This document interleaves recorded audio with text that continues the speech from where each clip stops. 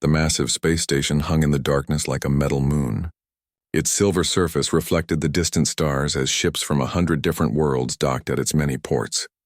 Inside the station's Grand Council chamber, Ambassador Zethkari adjusted his purple robes and checked his datapad one more time. Today would be simple. Another primitive species had been discovered, and today they would join the Galactic Council like all the others before them.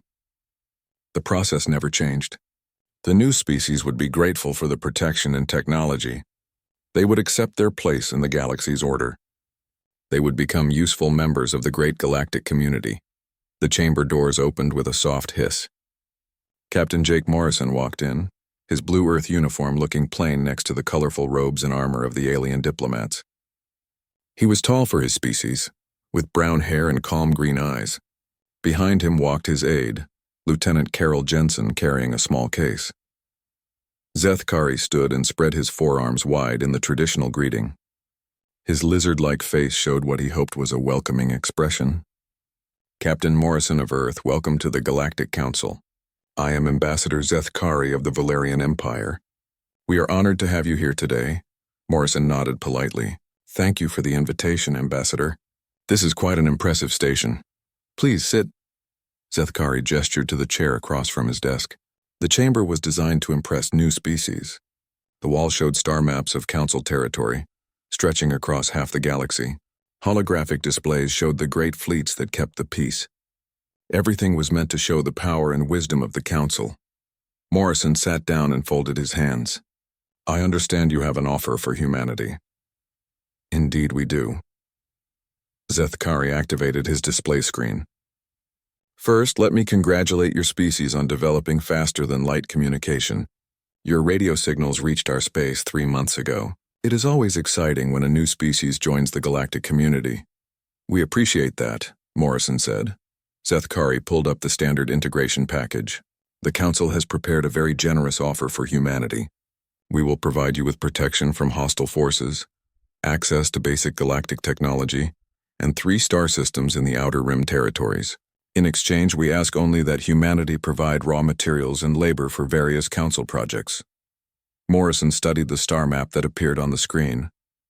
The 3 systems were far from any major trade routes. The planets looked barren and lifeless. These worlds don't seem very promising. They are perfect for a developing species, Zethkari assured him. The Council has found that new members do best when they start small. As humanity proves itself useful, more opportunities will become available. What kind of labor would be required? Lieutenant Jensen asked. Zethkari smiled, showing rows of sharp teeth. Nothing too difficult. Mining operations, construction work, basic manufacturing. The kind of work that helps build character in a young species. Morrison was quiet for a long moment. Around the chamber, other Council members watched with interest. The insectoid hive queen Vist clicked her mandibles softly. The floating energy, being known as Lumina, pulsed with blue light. They had all seen this ceremony many times before. I see, Morrison finally said. And if we refuse this offer? The question caught Zethkari off guard. In 3,000 years of Council history, no species had ever refused membership. Refuse? Captain Morrison, surely you understand the benefits we are offering. Protection technology, guidance from species far more advanced than your own. I understand perfectly, Morrison said, but I need to ask what happens if we say no. No species has ever been foolish enough to refuse Council membership, rumbled Thorak, the massive representative of the rock-like stonemen. The galaxy is a dangerous place for those without protection. Morrison nodded thoughtfully. I'm sure it is, but humanity has dealt with dangerous places before. Zethkari felt a flicker of concern. This was not going according to script. Captain, perhaps you don't fully understand what we are offering. The Council controls technology beyond your wildest dreams. Our medical science could extend human life by centuries. Our energy systems could power your entire planet with a single generator. That does sound impressive, Morrison agreed. But what would humanity have to give up in return? Give up? Zethkari was confused. You would gain everything and give up nothing but isolation. What about our independence? Our right to make our own choices? The chamber fell silent. Several Council members exchanged glances. Independence was not a concept that came up often in these discussions. Captain, Zethkari said carefully, Surely you understand that advanced civilizations require structure, order, guidance. The Council has maintained peace in the galaxy for 3 millennia. We know what is best. Morrison stood up slowly. Lieutenant Jensen rose with him. Ambassador Zethkari, I want to thank you and the Council for this offer. It's clear that a lot of thought went into it. Excellent, Zethkari said with relief. Then you accept? No, Morrison said simply. We decline. The words hung in the air like a physical presence. Several council members made sounds of shock or confusion. Zethkari felt his scales change color, a sign of extreme stress among his people. You decline? He managed to say. That's right. Humanity appreciates the offer, but we prefer to chart our own course among the stars. We'll make our own way, face our own challenges, and learn from our own mistakes. But that's impossible, squeaked the small, furry representative from Fluffworld. No species can survive alone in the galaxy. Morrison smiled for the first time since entering the chamber. We'll see about that. He turned to leave, but Zethkari called after him. Captain, wait. Surely we can negotiate better terms. Perhaps 4 star systems instead of 3? Morrison paused at the doorway. Ambassador, with respect, this isn't about the number of star systems.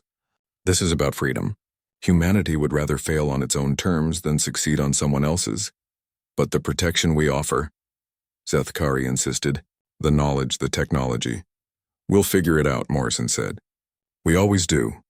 And with that, Captain Jake Morrison and Lieutenant Carol Jensen walked out of the council chamber, leaving behind a room full of very confused aliens. Zethkari stared at the closed doors for a long time. In 3,000 years, no species had ever simply walked away. He didn't know what to make of it. Should we send ships to force them to comply? Asked General Krax of the warrior caste. No, Zethkari said slowly. Let them go. They'll be back within a year, begging for our protection.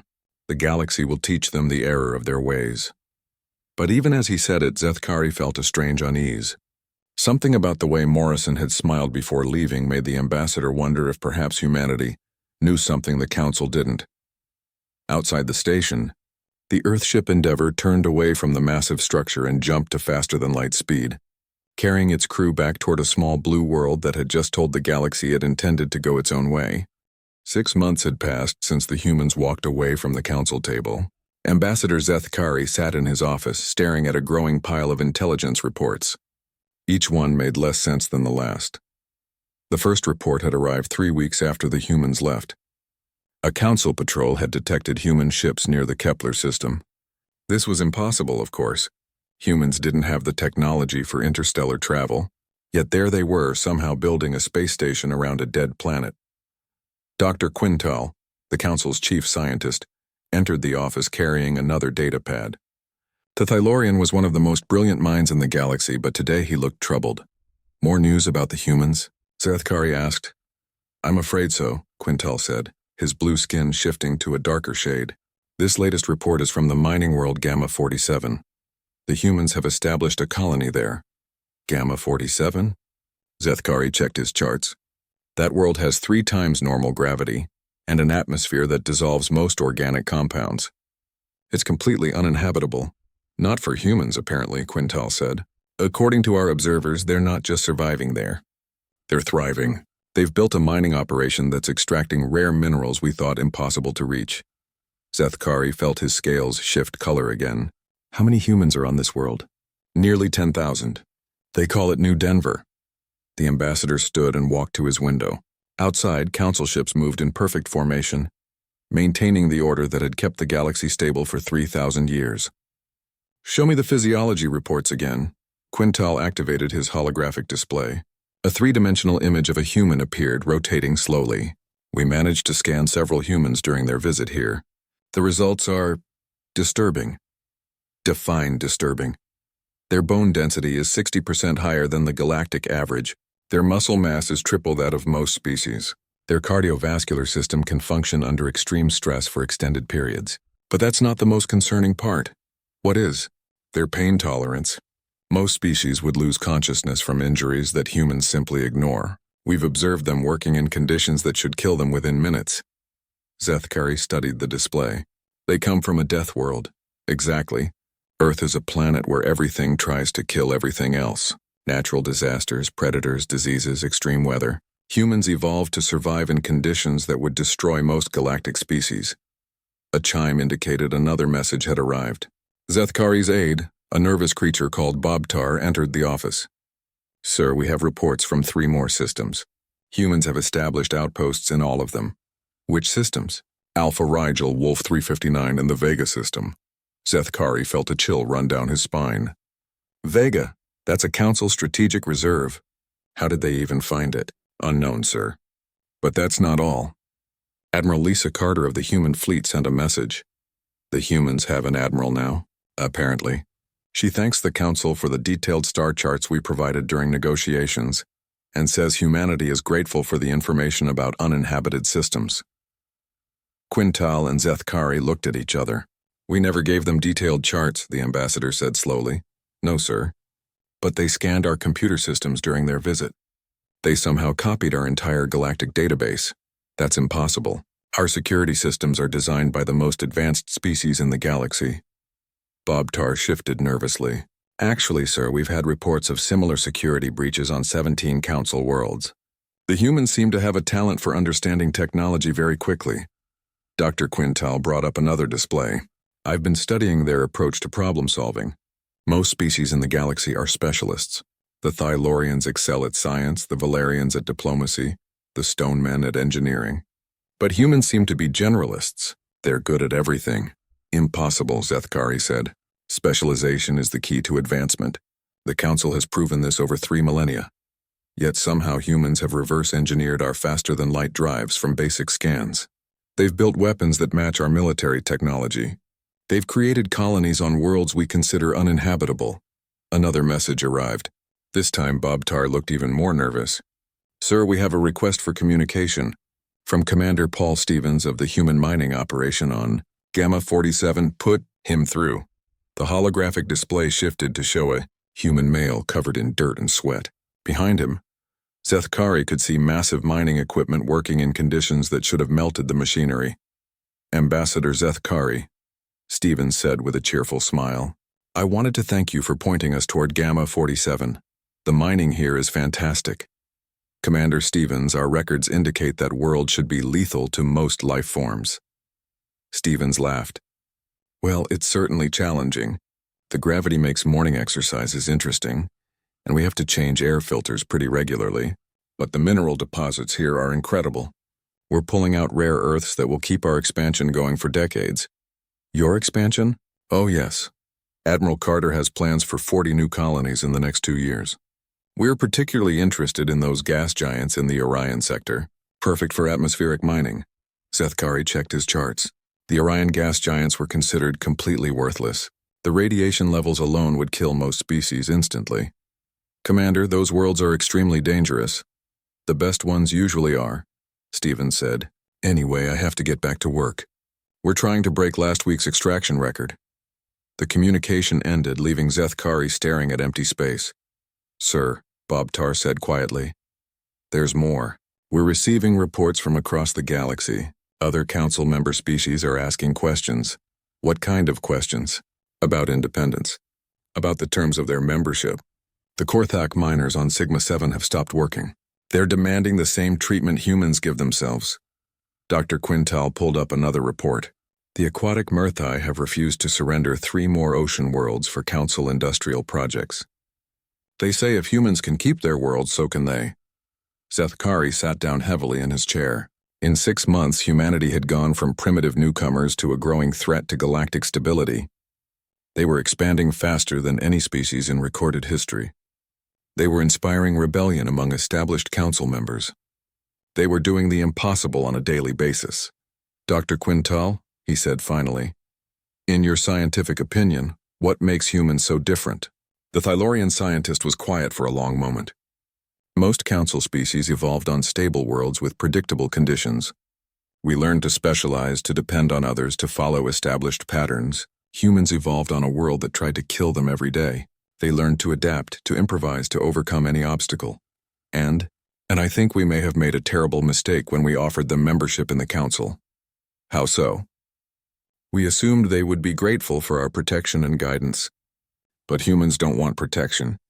They want challenges. They don't want guidance. They want freedom. We offered them slavery with benefits, and they chose freedom with hardship.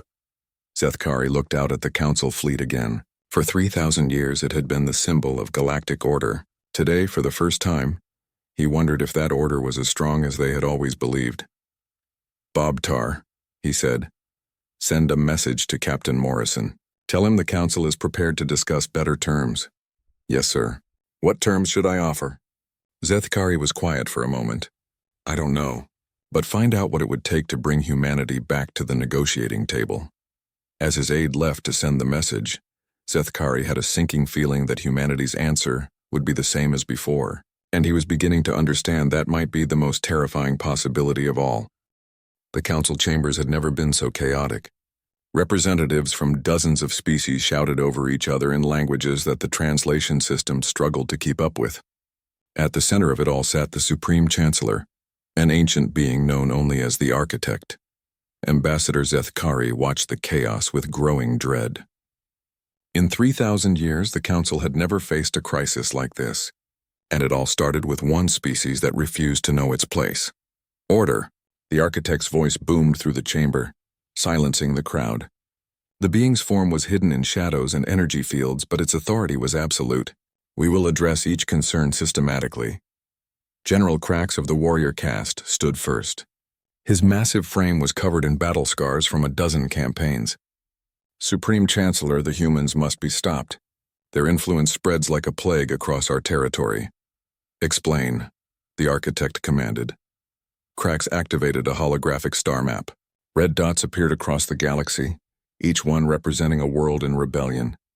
47 Council member species have declared independence in the past month. They all cite the human example. Dr. Helen Brooks stepped forward from the human observation area. She had arrived 2 days ago with a small diplomatic team, claiming to represent Earth's scientific community. Her presence had sparked heated debate among Council members. "If I may address the Council," she said calmly. "The human will remain silent," snarled Vexitar, the snake-like representative from the poison worlds. "Actually," the Architect said, "we will hear what Dr. Brooks has to say. Her research may be relevant to our situation." Dr. Brooks activated her own display. "Thank you, Supreme Chancellor. My team has been studying the genetic and psychological profiles of Council member species. Our findings are quite interesting." The display showed DNA structures from dozens of different species. Every Council member species, except for the 5 founding races, shows clear signs of genetic bottlenecking and psychological conditioning. Shocked murmurs filled the chamber. Zethkari felt his blood run cold. "What are you suggesting?" The Architect's voice was dangerously quiet. "I'm not suggesting anything," Dr. Brooks said. "I'm presenting facts. For the past 3,000 years, the Council has been systematically breeding compliance into member species. You've removed the genetic markers for independence, aggression, and innovation." "Lies," shouted the Hive Queen Vist. "The Council brings order and peace." "The Council brings stagnation," Dr. Brooks replied. "When was the last time a member species made a significant technological breakthrough? When did any of them expand beyond their assigned territories? When did they last question Council authority?" The chamber fell silent. The answer was obvious: never. Dr. Brooks continued. "The founding races discovered something 3,000 years ago. A galaxy full of diverse independent species was too chaotic to control, so they decided to fix the problem. They created a system that slowly but surely turned every member species into a dependent client state." Captain Rick Johnson appeared on the main communication screen. He was broadcasting from the Andromedan homeworld, where human ships had arrived just a week earlier. "Council representatives," he said, "I'm calling from New Sparta, where we're meeting with the Andromedan resistance. I thought you should see what your member species really think about Council membership." The screen shifted to show a massive rally. Thousands of Andromedans, their warrior culture suppressed for 2 centuries, were now openly carrying weapons and chanting in their ancient battle language. "The Andromedans remember when they were free," Johnson continued. "They remember when they explored the stars instead of mining ore for Council projects. They want that freedom back." War Chief Thane stepped into view. The massive Andromedan was covered in ritual scars and carried weapons that had been banned by Council law. "Captain Morrison's words reached our world 3 weeks ago. Today we reclaim our heritage. Today we remember what it means to be warriors instead of slaves. The transmission ended, leaving the council chamber in stunned silence. This is exactly what we feared, the architect said finally. The human influence is destroying the order we have maintained for millennia. Maybe that order needed to be destroyed, said a small voice from the back of the chamber. Everyone turned to see who had spoken. It was Representative Pip of the Furling Collective, one of the smallest and most timid species in the council. Representative Pip, Zethkari said carefully. Surely you don't support this chaos. Pip's fur changed from its usual brown to a defiant red. My people have been miners and servants for 800 years. Before the council, we were explorers and artists. We built beautiful cities that floated in the clouds of gas giants. Now we live in underground tunnels and rarely see the sky. The council provides security and stability, General Krax growled. The council provides slavery with benefits, Pip replied, using the same phrase Dr. Brooks had included in her research. And now we know there's another way. More voices joined in. Species that had been silent for centuries suddenly found their courage. The chamber erupted in a cacophony of long-suppressed grievances and demands for freedom. The architect raised a hand, and the noise stopped instantly. Dr. Brooks, your research is deeply troubling. These accusations against the council cannot be allowed to spread. With respect, Supreme Chancellor, the truth has a way of spreading on its own, especially when people are ready to hear it. Then perhaps it's time to remind the galaxy why they need the council's protection, the architect said ominously. Admiral Lisa Carter's voice suddenly filled the chamber. I wouldn't recommend that approach. A new holographic display showed the admiral on the bridge of a ship none of them recognized. It was sleek and powerful, clearly built with technology far beyond what humans should have possessed. Admiral Carter, Zethkari said, how are you broadcasting on a secure council frequency? The same way we've been monitoring council communications for the past 6 months, she replied. Human encryption specialists are very good at their jobs. Impossible, said the Thylorian tech specialist. Our security is unbreakable, Carter smiled. You might want to check your systems again. While you're at it, you should know that humanity has shared our defensive technologies with 47 newly independent species. Any attack on them will be considered an attack on Earth. The architect leaned forward in its chair. Are you threatening the council, Admiral? I'm stating a fact, Carter replied. Humanity stands with any species that chooses freedom over servitude. We'll defend their right to make that choice. You cannot protect them all, General Krax snarled. The council fleet is vast. So is the rebellion, Carter said calmly. And unlike your fleet, ours is growing every day. The transmission ended, leaving the council to contemplate this new reality. For 3,000 years, they had been the undisputed masters of the galaxy. Now a species they had dismissed as primitive was challenging their very existence. What are your orders, Supreme Chancellor? Zethkari asked. The architect was silent for a long moment. When it spoke, its voice was filled with an emotion none of them had ever heard from their leader before. Uncertainty. Contact the human Captain Morrison. Tell him the council wishes to negotiate. What terms should we offer? Whatever it takes to end this madness. But even as the architect gave the order, it knew the truth that none of them wanted to admit. The humans had already won. They had shown the galaxy what freedom looked like, and now there was no going back. The age of the council was ending, and something new was being born in its place. Something chaotic and unpredictable and terrifying, something free. Outside the council station, more ships arrived every hour. Ships from dozens of species, all flying the same flag. A simple blue banner with white stars. The flag of independence, the flag of hope, the flag of a galaxy that was finally learning to stand on its own. The ultimatum arrived on a Tuesday morning, transmitted simultaneously to every human colony, ship, and outpost across the galaxy. Ambassador Zethkari's image appeared on screens throughout human space, his usually calm demeanor replaced by barely controlled anger. Citizens of Earth, he began, the Galactic Council has shown remarkable patience with your species' disruptive behavior. That patience has reached its end. Captain Jake Morrison watched the broadcast from his office on Luna Station, humanity's new military headquarters. Around him, his staff gathered to hear what they all knew was coming. Humanity has 48 hours to accept full council membership and cease all interference with galactic order. Sethkari continued. You will surrender your illegal colonies, disband your military forces, and submit to council authority. Any species currently in rebellion must return to their designated roles immediately. Morrison's aide, Colonel Dave Parker, shook his head. They really don't understand us at all, do they? The alternative, Sethkari's voice grew harder, is the full military might of the Council fleet. You have seen our power. You cannot hope to stand against 3,000 years of galactic supremacy. The transmission ended with coordinates for surrender and a final warning about the consequences of continued defiance. Morrison stood and walked to the window overlooking Earth. The blue planet that had given birth to humanity looked peaceful from here, but he knew that appearances could be deceiving. Earth had taught humanity many lessons, and one of the most important was that predators always underestimated their prey. Colonel Parker, get me Admiral Carter, and contact President Kate Martinez. Tell her we need to accelerate Project Prometheus. An hour later, Admiral Lisa Carter stood before a joint session of the human government via holographic link. Representatives from Earth, Mars, Luna, and 63 colony worlds watched as she outlined humanity's response to the Council ultimatum. The Council has given us 48 hours to surrender, she said calmly. I have a different proposal. We give them 48 hours to dissolve peacefully. The chamber erupted in nervous laughter, but Carter's expression remained serious. I'm not joking. In the past year, humanity has accomplished something the Council thought impossible. We've united dozens of species in common cause. We've shown them that freedom is not only possible, but preferable to the Council's protection.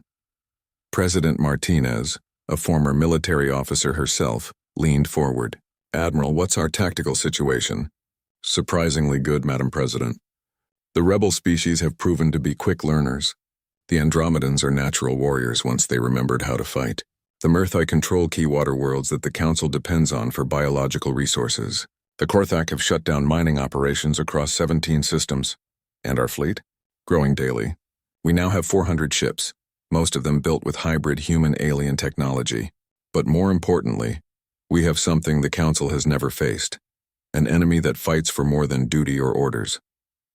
On the other side of the galaxy, Commander Steve Walsh prepared his small battle group for what intelligence suggested would be the first real test of human military doctrine.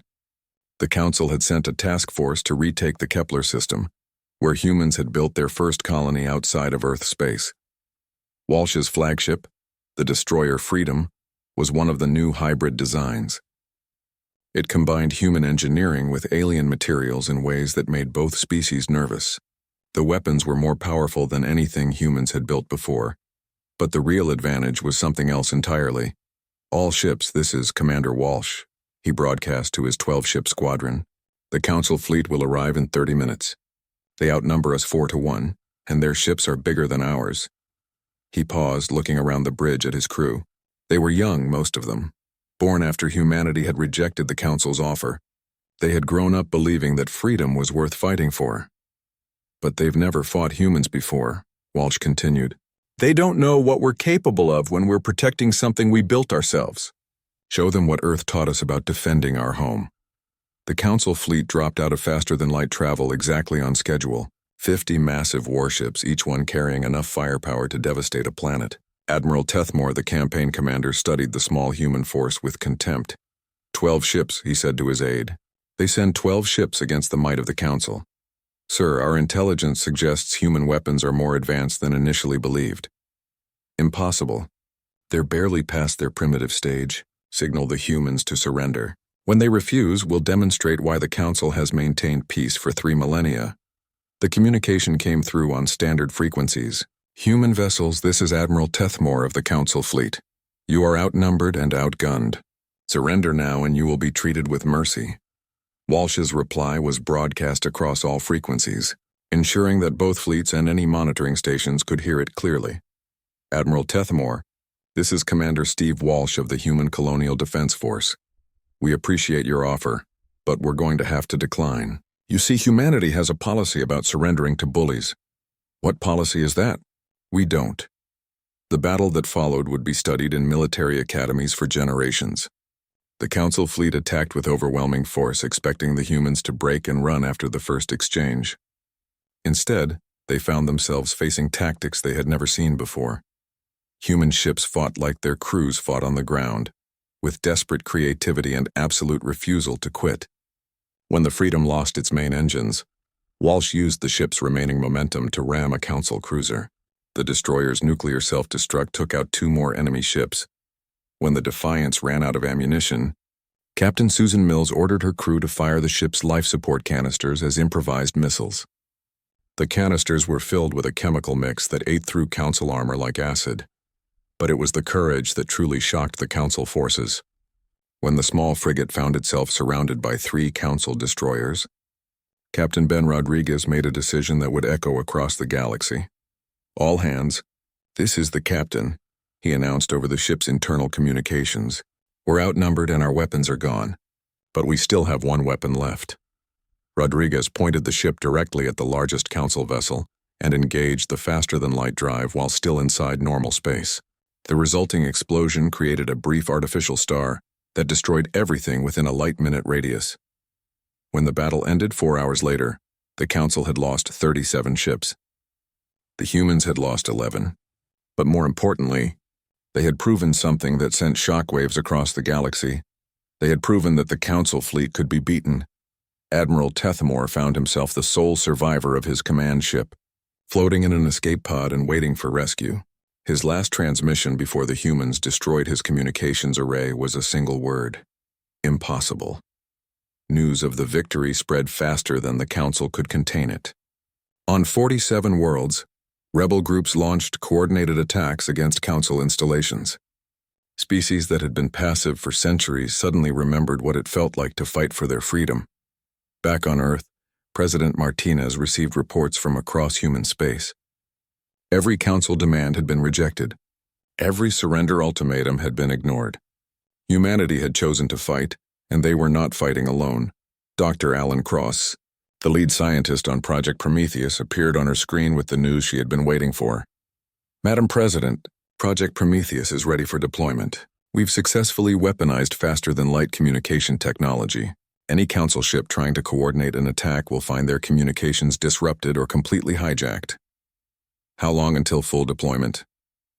12 hours, ma'am. After that, the Council fleet will be fighting blind while our forces maintain perfect coordination." Martinez smiled grimly. The Council had given humanity 48 hours to surrender. Instead, humanity had spent that time preparing to dismantle 3,000 years of galactic tyranny. "Dr. Cross, begin deployment immediately. It's time to show the galaxy what freedom looks like when it fights back." Across the galaxy, the war for independence had begun, and for the first time in 3 millennia, the Council was learning what it felt like to be afraid. 2 years after humanity had shut the door on Council negotiations, Admiral Lisa Carter stood on the bridge of the battleship Liberty, watching the final act of a galactic revolution. Before her, the last Council stronghold in the Vega system burned against the stars.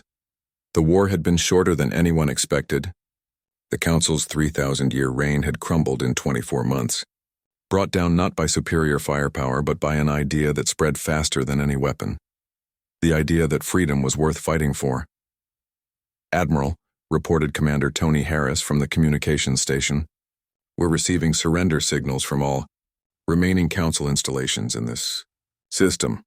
Carter nodded but kept her eyes on the massive space station that had once been the Council's strategic command center. It was a beautiful structure, all flowing curves and gleaming metal, built to inspire awe and submission. Today it flew the blue and white flag of the Free Galactic Alliance. "Any word from the architect?" she asked. "Yes, ma'am. Final transmission came through an hour ago." Carter had been expecting this moment.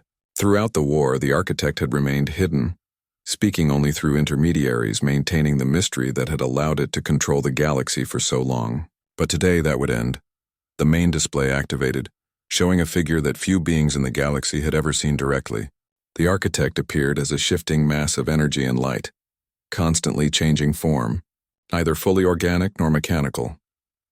"Admiral Carter," the architect's voice carried harmonics that suggested vast age and weariness. "I congratulate you on your victory. It has been illuminating." "I'm glad you find defeat educational," Carter replied. "You misunderstand me. This was not a defeat. This was an awakening." The architect's form solidified slightly, revealing what might have been a face. For 3,000 years, I maintained order in this galaxy. I created peace, stability, progress within controlled parameters. I believed this was the highest good, by enslaving entire species, by preventing chaos, by stopping the wars that consumed civilizations, by ensuring that knowledge and resources were distributed efficiently. The architect paused. I was wrong. Carter had been prepared for threats, demands, or desperate bargaining. She had not been prepared for this. Explain. Your species has taught the galaxy something I had forgotten. Growth requires struggle. Progress demands risk. Evolution needs chaos. The architect's form began to fade. I created a stable system that served its purpose for millennia. But stability without growth is not life. It is merely existence. So you're just going to give up? I am going to dissolve the Council and surrender its authority to the Free Galactic Alliance. The galaxy no longer needs a shepherd. It needs to learn to walk on its own. The transmission ended, leaving Carter staring at empty space. Around the bridge, her crew exchanged uncertain glances. They had prepared for a final battle, not a philosophical surrender. Captain Jake Morrison's voice came through on the command frequency. Admiral, we're receiving reports from across the galaxy. Council forces are standing down everywhere. It's over. 6 months later, Captain Morrison, now promoted to Fleet Admiral, stood in the Grand Assembly Hall on Luna Station. Representatives from 237 species filled the chamber, each one there by choice rather than compulsion. The chaos was magnificent. Unlike the sterile order of the old council chambers, this hall buzzed with genuine debate and disagreement. The Andromedans argued passionately with the Thylorians about military policy. The Murthi negotiated water rights with the desert-dwelling Scarans. The Furlings presented artistic proposals that made the logical Vulcani shake their heads in confusion. It was messy, loud, and completely democratic. Dr. Helen Brooks approached the podium to present the founding charter of the Free Galactic Alliance. Her research into council genetic manipulation had become the foundation for a new approach to galactic civilization. Citizens of the galaxy, she began, we gather today not as subjects of an empire but as partners in an alliance. The document before you establishes principles that the old council never recognized. The right of every species to self-determination, the right to explore and expand, the right to succeed or fail on their own terms. The charter passed by an overwhelming majority. Only 12 species voted against it, and they were free to leave the alliance without penalty. President Martinez, now serving as the alliance's first elected leader, signed the document with a pen made from metal taken from the wreckage of the old council station. Today we begin a new age of galactic civilization, an age where diversity is strength, where independence is celebrated, and where no species is forced to live according to another's vision of order. Admiral Carter watched from the observation deck as celebration erupted across the chamber. Through the windows she could see ships from dozens of worlds, each one flying its own flag alongside the Alliance banner. The sight still amazed her. Dr. Alan Cross joined her at the window. His communication technologies had become the backbone of the Alliance's coordination systems, allowing unprecedented cooperation between species while maintaining their independence. Any regrets, Admiral? He asked. Carter thought about the question seriously. The war had cost lives. The transition from council rule to alliance democracy had been chaotic and sometimes violent. Some species had chosen to remain isolated rather than join either system. The galaxy was messier now, more unpredictable. None, she said finally. Look at them, Alan. 2 years ago, most of these species didn't even know they had a choice. Now they're arguing about trade policy and cultural exchange programs like they've been free forever. And the humans? Carter smiled. We're doing what we've always done. Exploring, building, pushing boundaries. The Alliance has opened up entire sectors that the Council kept off limits. We've got colony ships heading for the Magellanic Clouds and research stations studying galactic core phenomena. Still refusing to take the easy path? Would we be human if we did? The celebration continued far into the night. Species that had been enemies under Council rule now worked together on joint projects. The warrior caste Andromedans had become the Alliance's peacekeeping force, but they did so as partners rather than enforcers. The brilliant Thylorians had opened their universities to all species, creating an explosion of scientific advancement. Commander Steve Walsh, now running the Alliance Military Academy, had developed new doctrines based on human tactical innovation and alien strategic thinking. His students came from every member species, learning not just how to fight but why freedom was worth defending. The Furlings had established art colonies that floated in the clouds of gas giants, just as they had before the Council. The Murthai had begun terraforming ocean worlds for any species that wanted them. The Korthak had formed mining cooperatives that shared profits with entire planetary populations. 50 years later, an aged Admiral Carter stood in the same observation deck, watching as the first generation of humans born in space took command of vessels heading beyond the galactic rim. The Alliance had grown to include over 1,000 species, and humanity was just one voice among many. Captain Sarah Kim, Carter's replacement as fleet commander, joined her at the window. "The deep space exploration fleet is ready to depart, Admiral. Destination Andromeda Galaxy. Any idea what they'll find out there? Unknown civilizations, impossible challenges, unimaginable dangers." Kim smiled.